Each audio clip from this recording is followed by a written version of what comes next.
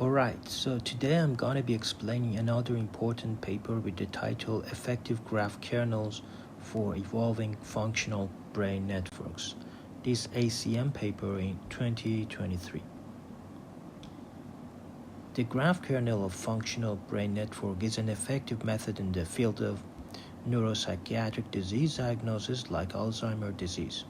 The traditional static brain networks cannot reflect dynamic changes of brain activities, but evolving brain networks, which are a series of brain networks over time, are able to see such dynamic changes. As far as we know, the graph kernel method is effective for calculating the difference among networks.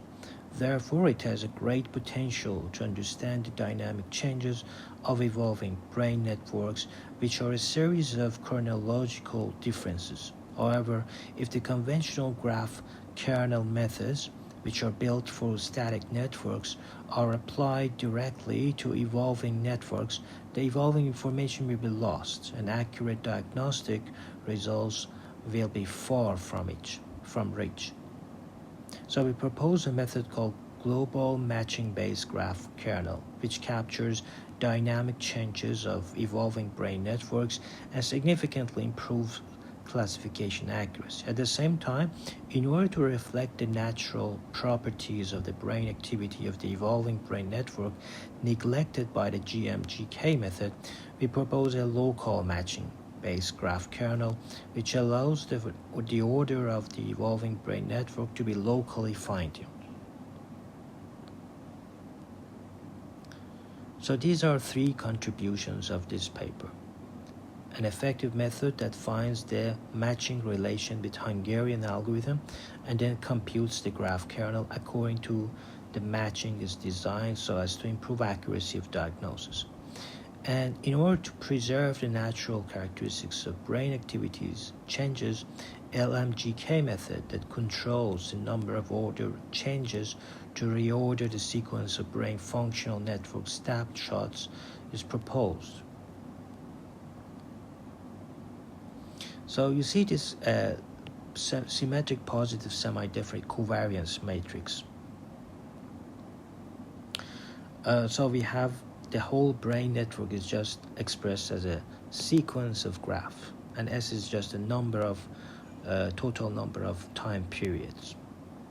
The sequence of evolving brain network is then rearranged based on similarity of any pair of snapshots. So the graph kernel between each snapshot of evolving brain networks is used to represent the similarities, such as the M snapshot of the evolving brain network of the I's person and the N snapshot of the J's person. The similarity between each corresponding subnetwork group is like this. Then the graph kernel of a pair of snapshots can be obtained after calculating the similarity of subgraphs centered on each node.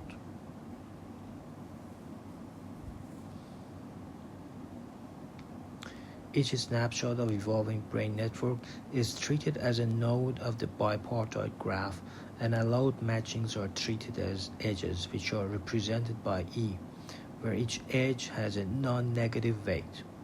After calculating the graph kernel, the weight of each edge is obtained.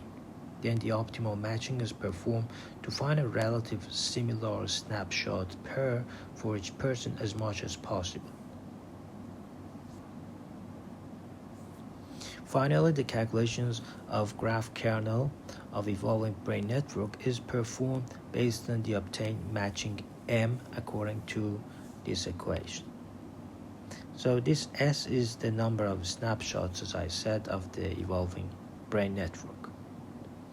And M prime in prime, as I said, is the rearranged snapshot of evolving brain network according to the optimal matching M.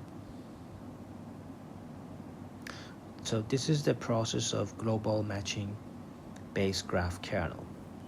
After rearranging, you see you can calculate the graph kernel. So because this method rearranges the evolving brain network in the global scope, the change span of a snapshot order is too large and the change is too complex in the matching process, so that the variation rule of brain activity reflected by the evolving brain network is lost.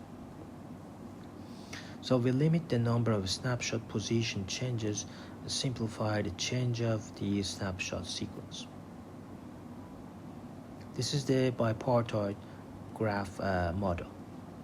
The greater the number of edge intersection, the greater the change of snapshots order after matching. So they did some experiments.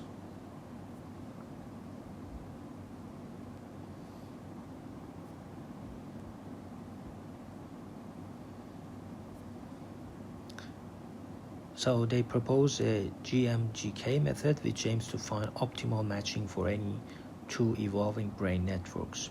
It's a simple paper, but it's very interesting, especially for those who are interested in temporal graphs.